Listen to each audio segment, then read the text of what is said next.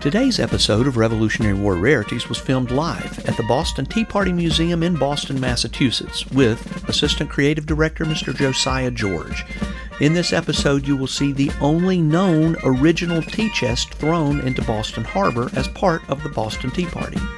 Make sure and subscribe to our YouTube channel, join our Facebook group, follow us on Instagram and your favorite podcast application, and check out our website at www.fastfunhistory.com. And now, Revolutionary War Rarities.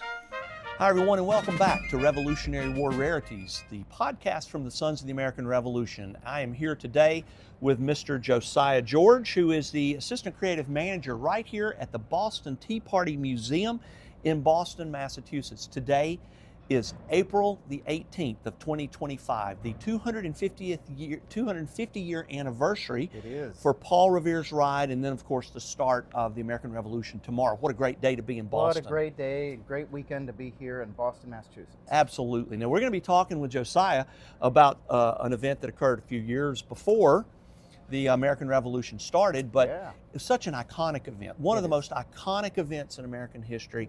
Not only was it an iconic event, but it also was one of the best and possibly one of the first acts of rebellion within the American Revolution. It certainly was unique in its approach. And I think that, over the years I've thought, what is it about the Boston Tea Party that makes it stand out? Why do we still talk about it today? Why do we have folks dressed up and coming down and they want to throw the tea into Boston Harbor? And I think we refer to it as being a very iconic event. Right. There certainly had been protests in Boston in the years leading up to, many. And those approaches were quite violent. In the response to the Stamp Act was immediate rioting in the town. So much so that they tore down the lieutenant governor's house simply because he vouched for the stamp master. This was Hutchinson. Thomas Hutchinson, yeah.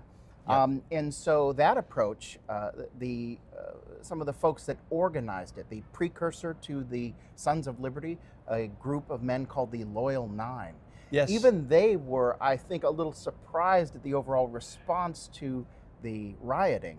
So by the time that the Townsend Acts comes around, they shift their approach, and their protesting turns into signing non-importation agreements and putting the pressure on local merchants to not import British goods. So the approach to protesting had constantly been shifting, and there certainly was physical unrest. So when we get to the Boston Tea Party, the manner with which the protesting shifted again, focusing only on the tea, just the tea. Nothing else on the ship or ships were harmed. Except one lock, right? One lock, one padlock. That's such a great anecdote. One padlock was busted, and the importance, this is where we turn the event into a protest in principle, right? They returned the padlock within the next 48 hours. Amazing.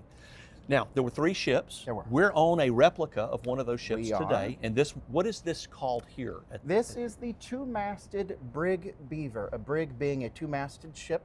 There were 3 ships in total involved in the event itself, the Dartmouth, the Eleanor, and the Beaver. And the Beaver was the last one to arrive in the group of 3.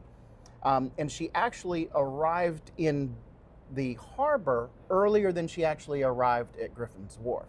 Okay. When she got here on December 7th, several days before the Tea Party, there were some sick individuals on board, a suspected case of smallpox. Oh. And so at the time, to prevent a disease coming into the town, they would quarantine a vessel. And we certainly wouldn't know anything about quarantining at this point. And they quarantined the vessel for 8 days. They scrubbed the vessel. They used smoke. They believed that smoking out fibrous materials such as clothing or hemp or paper, that would get rid of the disease. Okay. And so once she's cleared by the doctor or the administrator out at Hospital Island or Rainsford Island, she was cleared to come into port. and she arrived within hours of the Boston Tea Party. So there was the Dartmouth, the Eleanor, and the Beaver were the three ships. Yeah. And each one was carrying, 114 chests of tea? One was 112, is that right? Yes. So Okay. that you hit on one of our biggest myths here at the Tea Party. Ah. And I love that it shows how this one simple example, the number of tea chests, right? It shows how history changes. Yeah.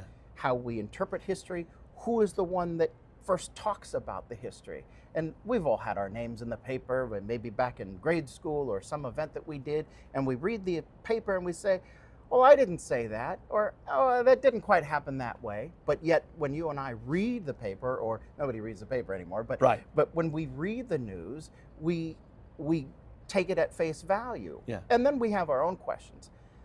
In the immediate days following the Boston Tea Party, the local newspaper, the local Patriot newspaper, printed that there were 342 tea chests. Okay. Now, if we look at the math, that would put 114 chests on each of the three vessels. That gives us 342.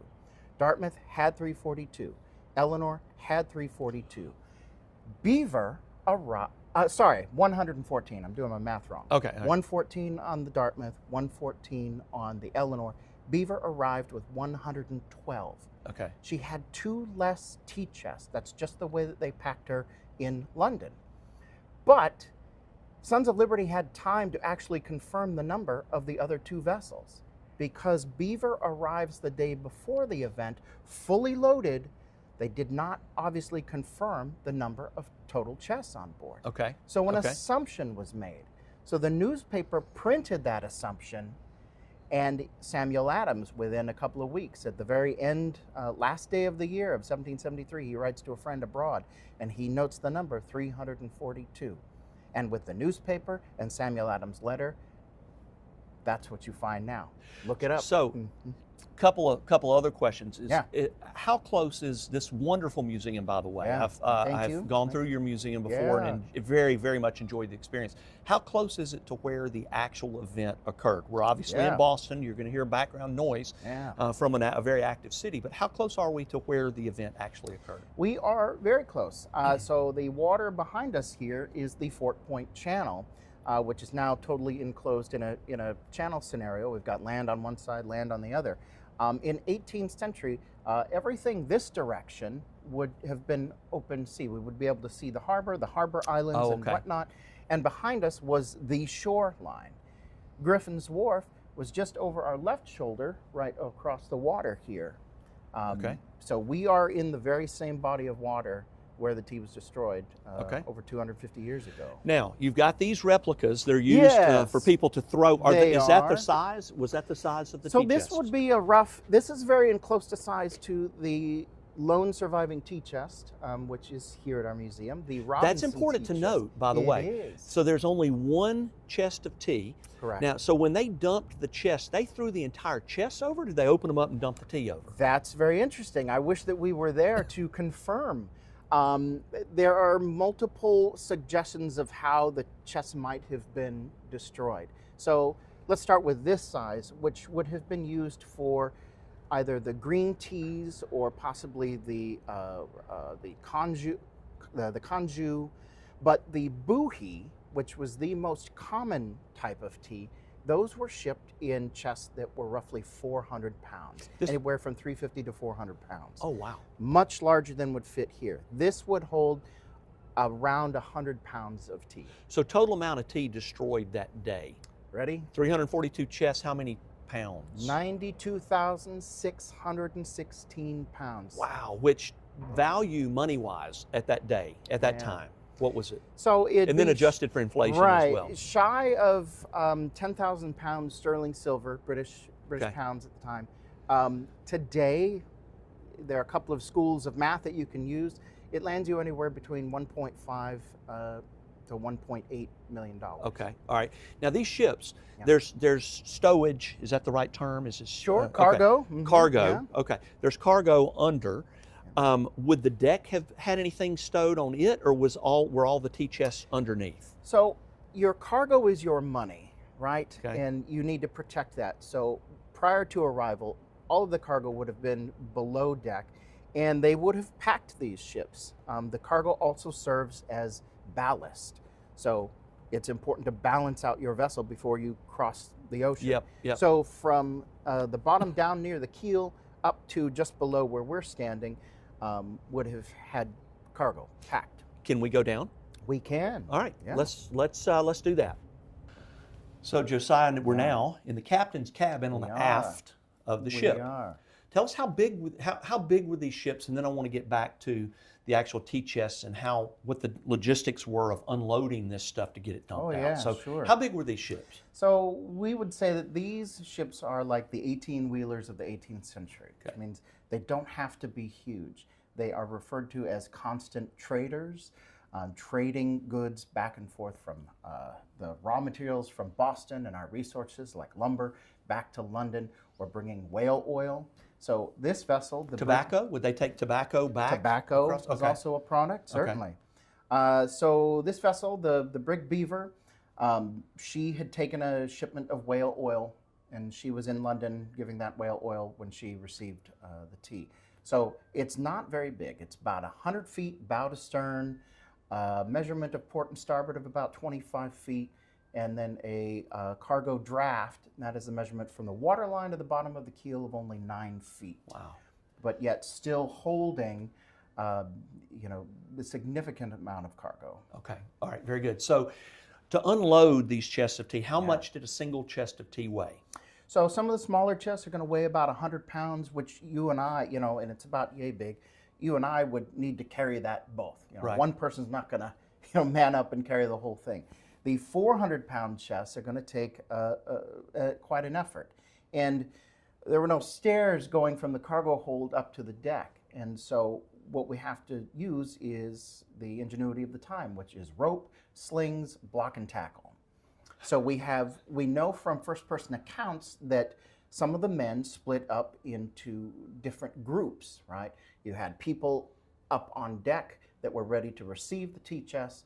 You had groups that went down below to free up the cargo, load the cargo in the slings. You then had people on those lines hoisting that cargo up to deck. So I don't think a lot of people realize this. We focus on the little known aspects of revolutionary history.